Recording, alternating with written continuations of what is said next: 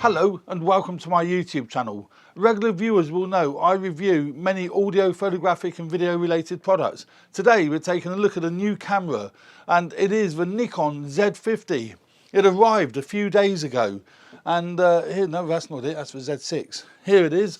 This is the absolutely fabulous Nikon Z50, and I'm absolutely over the moon with it.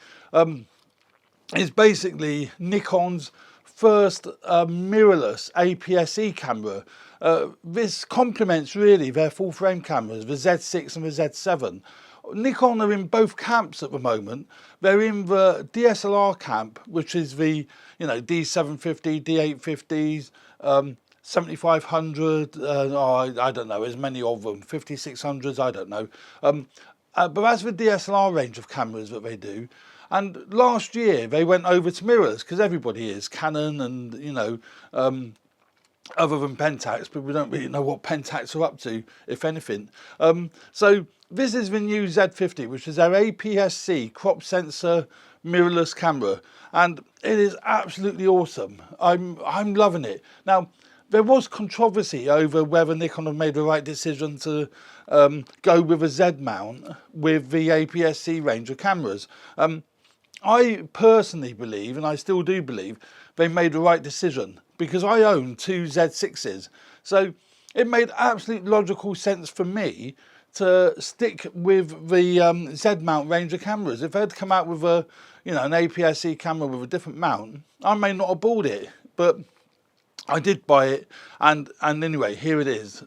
I've got fitted to it at the moment my Z mount 14-30, which is basically a full frame lens, and on the crop sensor that's going to be times by 1.5, so it's about 21 to 40 something like that. I'll put it up on the screen what the crop is, but absolutely gorgeous lens. I've not had the chance yet to even take any photographs with this camera. It only arrived Friday afternoon. Today's Sunday morning, and it's been peeing down with rain for the last couple of days, so I will get a chance to go out and about with it and come back with another review. So this isn't a review of what the image quality is like off this camera, because I can't, quite honestly, I can't tell you what that will be. This is more of a review of its handling and what I think of it, initial thoughts of it are. So that's basically the Z6, not the Z6, the Z50. And as I say, it uses the Z mount and you can see there that it's a large mount for such a small sensor, but it means everything is compatible, which is, fantastic. I did get it with the FTZ adapter. Somewhere on my table there is the FTZ adapter. There it is. So I did get it with the FTZ adapter, and that's the actual adapter. It's not exactly huge, no glass in it, so it just enables you to use standard f-mount lenses on the Z50, which you can use the same FTZ adapter on the Z6 and Z7.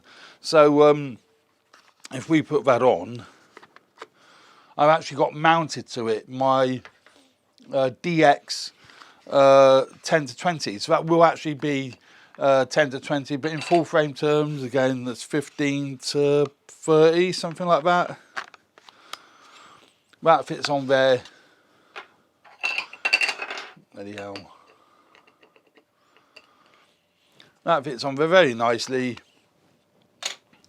Doesn't really add hardly any weight to it, and you've still got a nice compact camera. Autofocus works exactly the same as it would if it was on a f-mount body. So everything with the exposure, autofocus, everything works beautiful. They're very, very happy with that. We'll quickly go through the body layout of this camera. So on the top plate, unlike the Z6, which we have here, the Z6 top plate, quite different. You can see the differences there. The Z6 has got an LED, LCD display, the Z50 hasn't. But it's quite a bit smaller camera. I'm not going to be able to, yeah, how am I going to show you that? I can't. Yeah, so on the top plate, we've got nothing on this side. Hot shoe, built-in flash, pop up just by a switch. Not the sort of thing I'm going to likely to use, but this camera is aimed at the consumer, sort of pro-consumer level, so I can see why they have put a built-in flash in, and I mean, it's awesome. You've got your PASM dial there, mode dial, not lockable, but it doesn't need to be because it's got a good firm click to it, so you know, very happy with that. And it's got 2 user functions, so you can preset different settings, which I think is great. And the other lovely thing with it, they've retained, which they've got on the Z6, a separate photo and video switch. So you go into video and photo. And the reason why I really like that is because on the Z6, if we go back to the Z6, it's certainly a bigger and heavier body. But on the Z6, you've got your photo and video switch there. That means you can very quickly flick between taking photographs and taking video. But in addition to that, again, on the same as on the Z6, a lot of it follows through from the 6 and 7 to this one. And again, you can set your settings different for each mode you're in. So if you've got these preset buttons on the front here, set, say, one's for exposure and one's for ISO, whatever, just, you know, guess those. And you could have that completely different for video mode. So what you've got you set for your photography, you can set your buttons and functions very differently for video. And I mean, that's awesome. I really do. And I use that all the time on my Z6. So basically that's your mode dial on the top there, and it's got a control dial here on the back and on the front. Again, very traditional, but they've actually fitted it onto a very compact body. So you can have one for if you're in manual, you can have one for adjusting your shutter speed, one for adjusting your aperture or whatever. And that's basically the control and 3 buttons on the top here. So you've got ISO, you've got exposure compensation and video record button. But they can all be, I don't know if ISO and exposure compensation can be reassigned, but I know everything everything can be reassigned to different functions. Tilty-wilty screen, which has caused a bit of controversy because it tilts downwards. You can see that, can't you? It tilts downwards and not upwards. So that's different, you know. I'm not a lover of it, to be honest. I am pleased though that they retained the tilt upwards, so it does tilt up, because I do a lot of photographs where I'm shooting down low on the floor. So it has got the tilty up screen as well as tilting downwards for doing vlogging and for doing selfies. I'm not utterly convinced though that if you're vlogging it works, and it don't for me, because when I'm holding it like that, I still can't see the screen because the lens is blocking the screen. Now that might be me, and nobody else has picked that up, so I suspect that might just be me. I don't know if I should be holding it, maybe that's how I should be holding it, so you can see the screen rather than sort of tilting the camera down. My natural tendency is to want to tilt the camera down, but then again I don't really do vlogging, so the fact that no other reviewer has picked that up seems to suggest that it probably is only me. But unlike the Canon M6 Mark II, which is one of its competitors, because the M6 Mark II, Canon M6 Mark II, is at the same price point as the Nikon Z50, and this one here, the screen tilts upwards. But that don't work if you've got something in the hot shoe, and at the moment I've got its viewfinder, because it doesn't come with a built-in viewfinder, you have to attach one. So that makes the M6 Mark II a lot more cumbersome But if you haven't got an external viewfinder, yeah, sure, the tilted wheel screen is much better flicking up than flicking down. So, you know, it's you're not going to win either way, are you? That's hopeless if you want to put a microphone or the viewfinder on the hot shoe. So that doesn't win. And the new Nikon's hopeless because it goes downwards. You got a problem with putting anything on the tripod, and I think I've got a problem with me seeing it anyway. Although I have ordered from Small Rig offset tripod mount, so you can actually mount the tripod offset really. But anyway, that's the sort of outside of the camera. You've got your HDMI ports on the side, micro HDMI, and you've got a mic socket on the side as well there. So you can plug an external microphone in, but no headphone jack. But again, at this price point, that's the same with a Sony A6400, I think, or has that got a headphone jack? I'm not sure. The Sony A6400 and certainly the Canon M6 Mark II. That's got a mic jack, but it's got no headphone jack. The M6 Mark II is quite a bit smaller, again, than the Nikon Z50, but it has got a nice grip.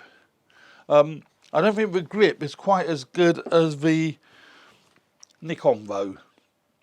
And I like the grip on the Nikon. Although I will say, it's fine using the FTZ adapter, but I have found with some of the bigger Z mount lenses, I'm not sure if this is guilty of it, this is the 14 to 30, I have found me knuckle there does rub up against it.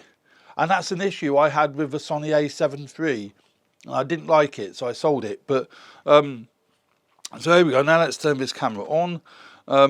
You've got a full 3-inch, as we said earlier, tilty-wilty touchscreen. So that's great for viewing images, for touching focus. It just works brilliantly. It's a really, really excellent touchscreen, which is very much like the Canon M6 Mark II. That's got an excellent touchscreen as well. I really like the touchscreen. You can also use the touchscreen for adjusting settings. So if I click on the ISO button, well, it's not a button, the ISO icon, that's a word we use these days, isn't it?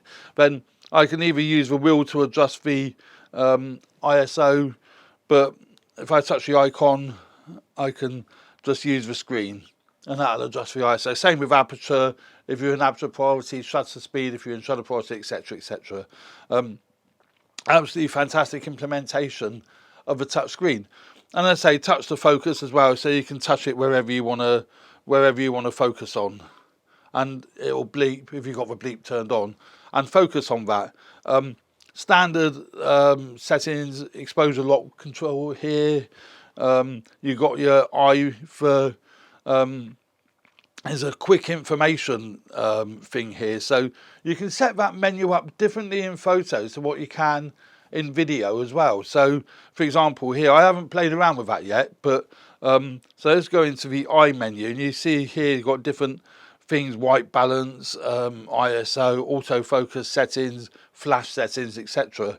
And again, all the icons are touchable. Absolutely awesome feature. Yeah, so loving that. And that's pretty much the body. It does take a new type of battery, which is disappointing. The only reason I say it's disappointing, there we go, the Nikon EL25. That's the new battery that it takes. The only reason it's disappointing, because at this moment in time, you can't buy spare batteries online. There's no one that has either got stock or is selling them. So it's going to take 2 or 3 weeks, I think, for that to flow through for third-party manufacturers to be making that particular battery. And that's a bit disappointing because I can't get one for it. So at the moment, I've got the one battery. And then you've got your one SD card slot that slots in where the battery goes. Some people will criticise that, but that's how it is. You know, it's the same with the M6 Mark II. That goes in the same slot next to the battery, and it's only one SD card slot. So, You know, who cares? It is a compact, sort of pro-consumer level camera. 4K video, so and it is excellent quality. I've had a very, very quick play. I'm going to do a separate video comparing the video quality, obviously, between this and the Z6. Yeah, video quality fine, 4K video, you know, and that's the same as on the Z6. I'm thinking the video quality should be, or pretty much identical to the Z6. If a Z6 you were filming in crop sensor mode, DX mode, because obviously this is a DX sensor on here, so it can't do full frame mode because it hasn't got a full frame sensor. So yeah, 4K video and 120 frames per second HD slow motion. And what I will do, I will set up one of these user buttons to do slow motion. So I can just very quickly turn that to, you know, say user 1 or user 2. I'll probably set it to user 2 because that's what I've got set up on my Z6. So that's the other lovely thing. If you already own a Nikon camera, even if it's a DSLR, but certainly the Z6, all these functions you can set up to exactly the same as you've got on your Z6. Same with these two function buttons on the front here. I think I mentioned it's got two function buttons around the collar of the lens. You know, you can set the same up on the Z6 and Z7 as you can on the Z50, and I think that's bleeding awesome. And the other good thing is Lightroom supports the NEF files that come out of the Z50. Normally when a new camera comes out, the likes of Lightroom and many other programs won't support the RAW files. This camera will take 14-bit NEF RAW files, so and Lightroom supports them. I have tested that, you know. So there we go. That's my initial thoughts on the handling, and I really do like the grip. I'm a bit concerned about my knuckles, but at the moment, I really do like the grip. Fits nicely.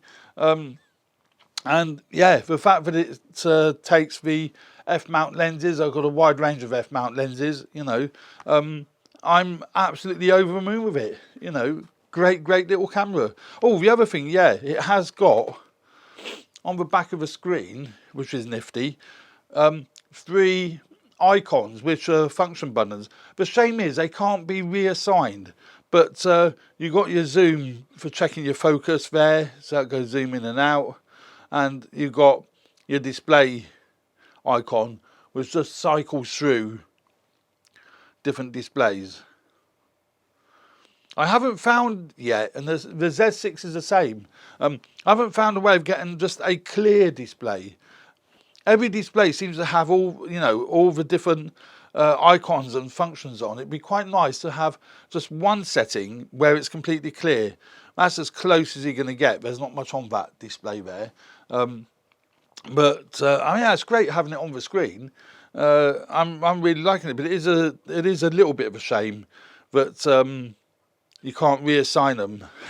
The other quite comical thing, it has this little flashing question mark that flashes up on the screen, and if you tap it, it tells you, like saying now, lighting is poor, flash recommended. So that kinds of shows that they're targeting this at the consumer, pro-consumer.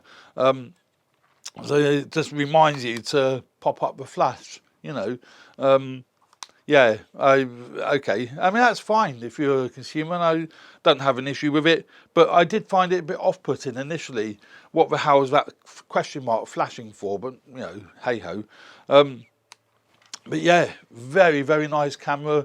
And I know the results will be awesome. But I'm going to confirm that, and I will do another video on how I think it works, you know, what I think of it. So there we go. That's the Nikon Z50. It's a direct competitor to the Canon M6, is this the one? Yeah, M6 Mark II. A very different type of camera, much smaller. Yeah, the other thing I would say is that the Canon M50 takes their M-mount lenses, which are basically a lot smaller than the Z-mount lenses. I mean, you know, they're massively smaller. That's a Z-mount full frame lens, and that's you know, a similar sort of range as well. Yeah, 11 to 12, which is about 20, about the same sort of range. But look at the difference in size. But with the M6 Mark II, it is a APS-C sensor, 32 megapixel sensor. It's a larger sensor, and it takes these much smaller lenses. But you can get an adapter to take the Canon EF lenses or the EFS lenses. It's the same as the Z6, and it works beautifully. That's the adapter for it. But what I would say about the Nikon is that although the Nikon lenses are bigger and they're, you know, obviously going to be heavier because they're bigger, you are going to get better quality from the lenses. So just, you know, with the M6 Mark II, you really want to be putting Canon EFS or EF lenses on that camera and not the M lenses. So it still makes it quite bulky.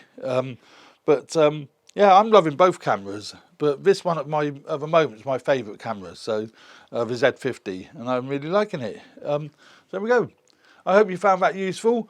Thanks for watching. If you do enjoy my channel, please subscribe. Really appreciate that. If you like the content, please hit the like button for this video. Really appreciate that as well. So thanks for watching, and stay tuned for more videos relating to video and photography, and my next video on the Nikon Z50. Thanks very much. Bye for now.